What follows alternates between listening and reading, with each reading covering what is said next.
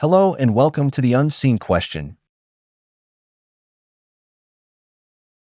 Here's something we don't say often enough: human rights aren't just political ideals. They're personal. They shape how we live, how we treat others, and how we understand ourselves. They protect the things most of us take for granted: the ability to speak our minds, to question ideas, to love openly, to raise our kids without fear, and to walk away from belief systems that no longer make sense to us. Holy books, for many people, offer meaning. They offer identity, community, and comfort. And that's not something to mock, but comfort can't be the measure of truth. And identity can't be a shield from criticism. Especially when it comes at someone else's expense. No idea is beyond examination. Not even the ones written in gold. The more we treat ancient texts as untouchable, the more we freeze morality in place. We lock ourselves into systems designed for people who lived thousands of years ago, under circumstances we can barely imagine, and we end up defending rules not because they work, but because they're old. That's not wisdom. That's inertia. We need something better than inherited obedience. We need frameworks that are built around human needs, not divine commands. Frameworks that adapt when they fall short, that protect the weak from the strong, that care more about preventing suffering than about preserving tradition, and we have those frameworks. We built them. Slowly, imperfectly, but deliberately. It's not about replacing religion with some cold legalism. It's about putting people first. It's about asking hard questions, even when the answers make us uncomfortable, like, what happens when tradition and justice don't line up? What do we do when sacred texts tell us to look away from cruelty, or worse, to participate in it? What do we owe to others, not as members of the same faith, or the same tribe, but just as fellow humans, equally capable of joy, pain, fear, and hope? These aren't hypothetical questions. They're being answered every day, in courtrooms, classrooms, homes, and parliaments. The answers shape real lives, and whether we admit it or not, those answers come down to a simple choice. Do we build our world around unchangeable authority, or around shared humanity? That choice plays out in how we treat women seeking freedom, queer people asking to exist without shame, apostates risking everything to be honest, and children born into systems that were never built with their dignity in mind. Human rights say, you matter. Full stop. No divine stamp needed. No conditions. No exceptions. That idea is still controversial in many places. But it's worth defending, because rights that can be taken away by faith were never rights to begin with, and morality that only applies to insiders isn't morality. The good news is, we've already seen what happens when people choose progress over dogma. The arc isn't automatic, and it's never smooth. But it bends, when people push it. Every time someone says, this isn't right, and refuses to stay silent, every time someone listens instead of punishes, every time a law is changed not to reflect scripture, but to reflect conscience, that's the real moral evolution, not handed down from above, but worked out, step by step, by people who choose to care. And maybe that's what makes it valuable, not because it's written in stone, but because we keep writing it together. Let's look at something that doesn't get discussed enough: how moral systems built on divine command affect our thinking. Even when we're trying to be fair, when morality is grounded in religious authority, it becomes external. You follow rules not because they make sense or because they lead to better outcomes, but because they're said to be sacred, and that shapes how people think about right and wrong. Instead of asking, who does this hurt? Or, is this fair? People start asking, is this allowed? That's a different mindset. It turns moral questions into obedience tests. And that has consequences. It makes it harder to change course, even when the harm is obvious. Because now the harm is justified, as long as it follows the rule. That's how you end up with people defending child marriage, or unequal inheritance laws, or corporal punishment, not because they enjoy these things, but because their sacred text says they're acceptable. Once something is treated as morally good because it's commanded, not because it's kind, fair, or helpful, you open the door to almost anything. And once that logic is in place, it can't be challenged without challenging the whole system. Contrast that with secular human rights frameworks. These systems don't claim moral perfection. They're designed to be questioned. They ask, is this policy working? Is this protecting people? Is there a better way? In other words, they're built for error correction. That's what makes them powerful. Not that they're flawless, but that they're fixable. Some will argue that holy books teach love, compassion, and mercy. And yes, there are verses like that. But they're always mixed with verses of violence, control, and exclusion. There's a saying, if a system gives you permission to be good sometimes, and cruel other times, it's not a good system. A truly moral system encourages kindness without exceptions, not kindness toward insiders, and punishment for everyone else. And if we're honest, that's how most religious systems work. There's always an in-group and an out-group. The saved and the damned. The believers and the heretics. Human rights don't make those distinctions. They start with the idea that everyone matters. Not because of who they worship. Not because of their heritage. Just because they're human. That's a radical idea, still, in many parts of the world. And it's why the clash between religious texts and human rights isn't going away. You'll hear people say, well, we can just ignore the harsh parts. But that assumes a level of privilege. In places where holy law is enforced, people don't get to ignore the harsh parts. They live under them, they go to jail for questioning. They lose custody for leaving a religion. They're denied jobs, education, and medical care. In some cases, they die, and these aren't accidents. These are the natural consequences of building systems on books that were never designed to protect human rights in the modern sense, because let's be clear, when those books were written, the idea of universal rights didn't exist. The concept of rights, as we use it today, especially for minorities, women, or children, wasn't part of the worldview. Back then, might made right. Kings and prophets spoke for gods. Tribes fought for survival. Morality was tribal. Loyalty came before empathy, and that worldview made it into the texts. In some places, genocide is commanded. In others, rape victims are told to marry their attackers. None of this was shocking back then. But it should be shocking now, and if we find ourselves defending those passages, or explaining them away, or skipping over them, maybe that tells us something. Maybe it tells us that our moral sense has moved on, and if it has, maybe that's a good thing.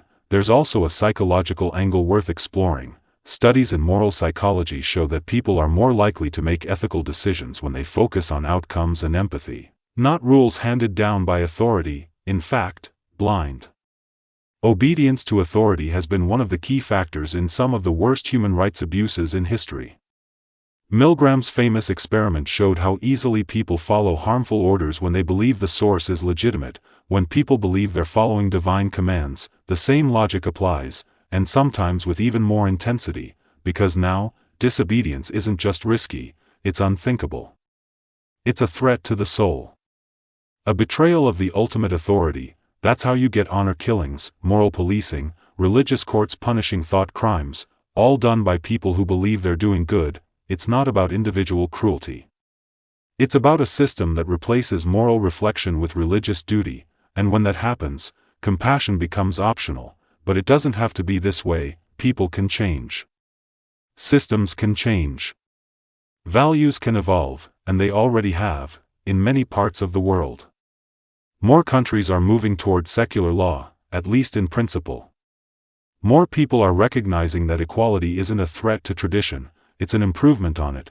The more we rely on reason, empathy, and open dialogue, the less we need to appeal to authority.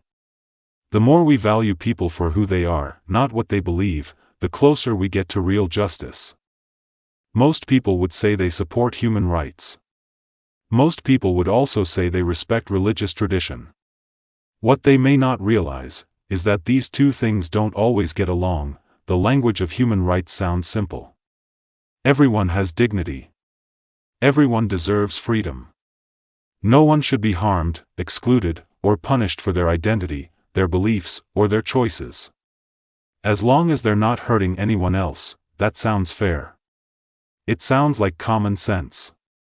But it isn't the message we get from most religious texts. Holy books were written in a very different world. A world of empires, slavery, arranged marriage, and divine punishment. They reflect the values of those times, not the ones we hold today, and that's not just a matter of tone or outdated customs. It's about real, direct contradictions. Take the concept of equality. The modern idea is that all people are equal, not in how smart or successful they are, but in the rights they're entitled to. The right to life. To speak freely. To believe, or not believe. To love who they love. To be protected by law, regardless of race, gender, or background.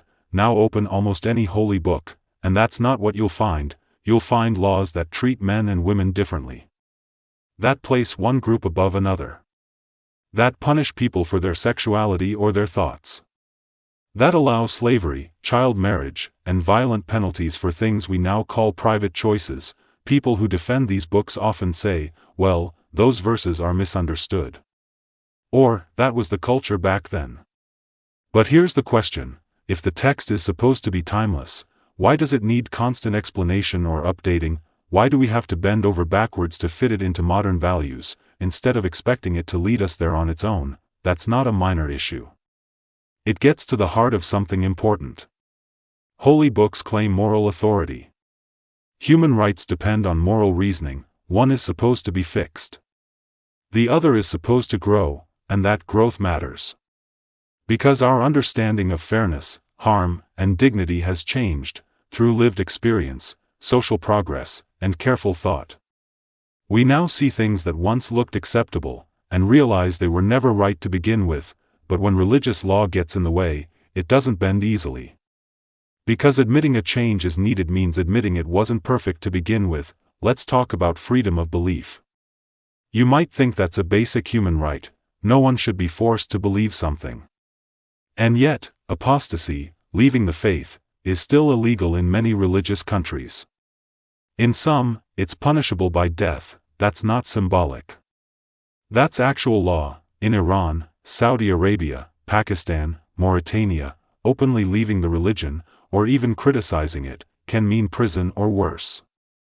The justification? Scripture. The Quran has verses interpreted to say that those who leave should be killed. The Hadith, the sayings attributed to the Prophet Muhammad, make it even more explicit. In the Old Testament, the punishment for worshipping other gods is death. In the New Testament, eternal damnation awaits unbelievers. Now compare that with Article 18 of the Universal Declaration of Human Rights.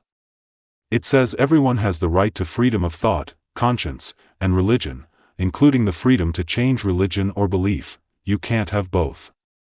You can't say people are free to choose, and then threaten them for choosing differently. And here's the thing, human rights didn't come from holy books. They didn't descend from a mountain. They came from people seeing suffering and deciding it didn't have to be that way. After world wars. After genocide. After oppression. We slowly began to recognize that power has to be restrained by principle.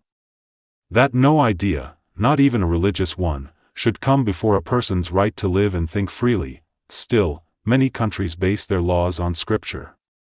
And when they do, certain people pay the price. Women, for example, are almost always at the losing end.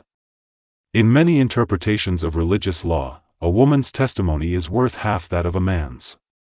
In some cases, she can't travel without a male guardian. She might need permission to work. Her clothing is regulated. Her behavior is scrutinized. And her autonomy is never fully her own. This isn't just theory. It's law in places like Afghanistan, where girls are banned from school.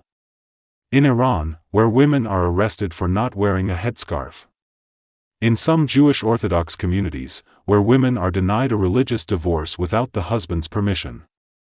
In conservative Christian courts, where victims of abuse are told to stay married because divorce is unbiblical. These aren't distant cultures or ancient practices.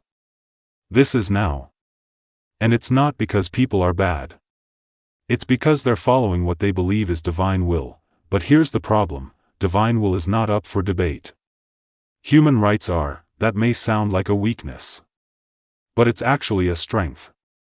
Because it means we can adapt. We can notice when harm is being done and change course. We can listen. We can learn. Holy books don't evolve. Their words are fixed. But people do evolve. And that's why we need systems that let us do just that.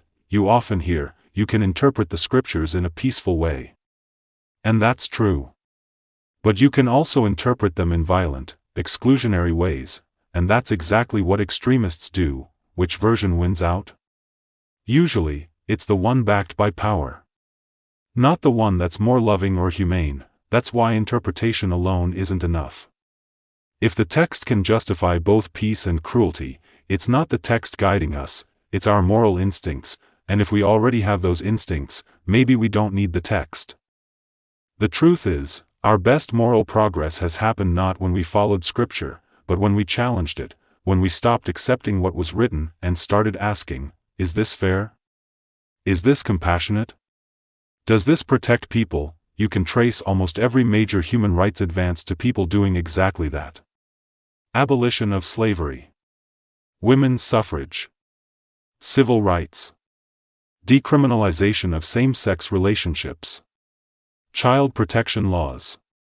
Access to education. None of these movements were led by religion. In most cases, religious authorities resisted them. Not always out of cruelty, but out of consistency, with texts that were simply out of step with reality. Take slavery. It's directly endorsed in every major Abrahamic scripture. Rules for owning slaves. How to treat them. How to pass them on as inheritance. Not one of these books says, slavery is wrong. You won't find that line anywhere, and yet today, we all agree it's wrong. We don't look back and say, well, maybe it was okay in context. We say, it was never okay. It just took us too long to realize it, so how did we realize it? We didn't get there by rereading ancient texts. We got there by trusting our empathy, and building ethical systems that put people first. Human rights do that. They're not perfect, and they don't always work in practice the way they should. But the principle is clear, no one's pain is sacred. No one's suffering should be excused because it's written down in an old book, and when there's a conflict between what's holy and what's humane, we should choose the humane. Let's talk about LGBTQ+ rights.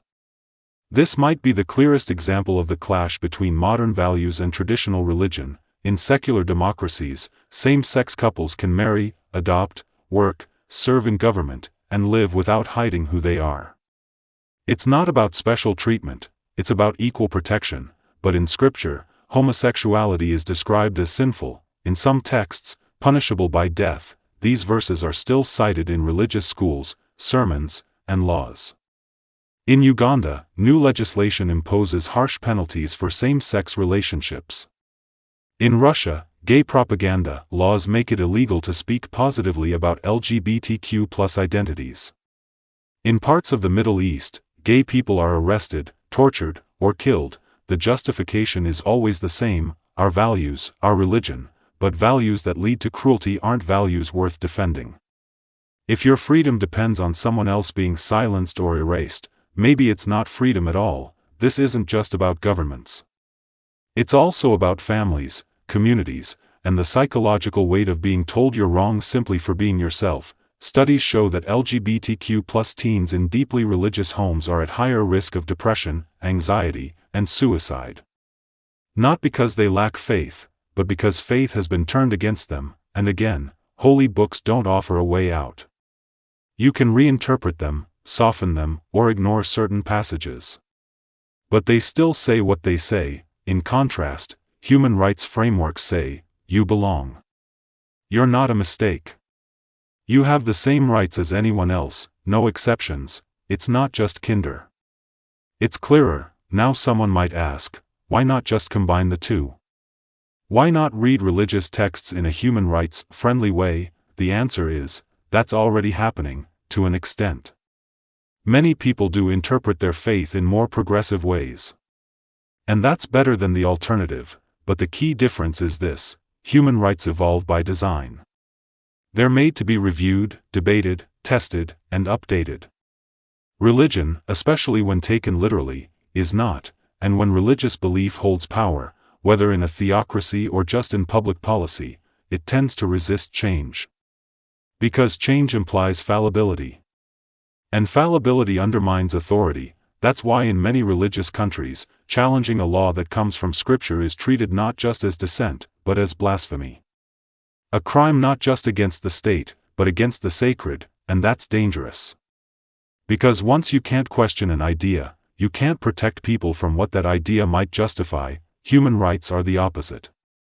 They exist to be questioned, by those who suffer, by those who are left out, by those whose dignity is overlooked. That's how they get stronger. There's something else worth noticing too. Holy books often talk about justice in terms of obedience. Justice is doing what God says. Following the law. Staying in your place, but human rights flip that idea. They say justice is about freedom. It's about choice. It's about limiting power, not enforcing it, and that changes everything, because when power is sacred, it can't be wrong. But when people are sacred, power has to answer to them.